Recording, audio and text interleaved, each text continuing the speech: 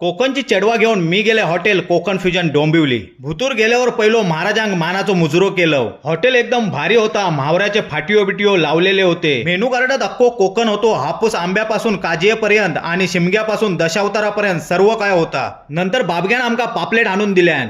Tie चिपळेने आदापादा करून कोणी सुरुवात करूचा ठरवल्याने आदापादाचो विनर मी झाल्यामुळे माझ्या नखाने पापलेटाचं कोतुळो मी बाहेर काढलंय. टाळ चिपळे पापलेटावर तुटून पडताच माझ्या वाट्याक सांगाडो उरलो. बाबल्यान चुलीत भाजलेली सुंगटा हाणताच आम्ही ते नाहीशी केलं. माझ्या पुढ्यात कुर्लेची थाली येताच आईचो फोन इलो. आईक सांगले तू मुंबईत गेल्यावर तुका हॉटेलात कुर्ले खाऊक नेतय.